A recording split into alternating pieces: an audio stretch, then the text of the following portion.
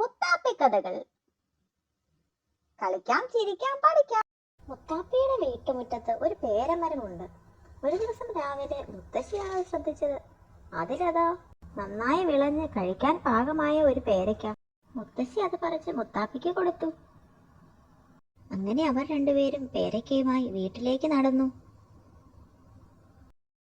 ഇതെല്ലാം ജനാലയിലൂടെ കണ്ടുകൊണ്ടിരുന്ന അച്ഛൻ അമ്മയോടായി പറഞ്ഞു, നമുക്ക് അവളോട് ഈ പേരയ്ക്ക എല്ലാവർക്കുമായി പങ്കുവെക്കാൻ പറഞ്ഞാലോ?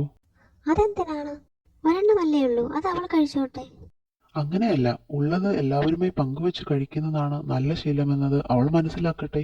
അങ്ങനെ പേരയ്ക്കൊക്കെ കഴിച്ച് മുത്താപ്പി പതിവ് പോലെ കളിക്കാനായി പോയി. പിന്നീട് ഒരു ദിവസം മുത്താപ്പിയുടെ ഫ്രണ്ട് കുട്ടു മുത്താപ്പിയുടെ വീട്ടിൽ വന്നു. വീട്ടിലുണ്ടായിരുന്ന ഒരു ആപ്പിൾ എടുത്ത് കുട്ടുവിന് കൊടുത്തിട്ട് മുത്താപ്പി പറഞ്ഞു, നമുക്ക് ഷെയർ ചെയ്ത് കഴിക്കാം. ഇതെല്ലാം കണ്ടുകൊണ്ട് വന്ന അച്ഛൻ അമ്മയോട് പറഞ്ഞു, ഞാൻ അന്നേ പറഞ്ഞില്ലേ, ഇങ്ങനെയാണ് നല്ല ശീലങ്ങൾ പഠിക്കുന്നതെന്ന്. ഇത് കേട്ട അമ്മ സന്തോഷത്തോടെ ആ ആപ്പിൾ എടുത്ത് മുത്താപ്പിക്കും കുട്ടുവിനുമായി മുറിച്ചു കൊടുത്തു.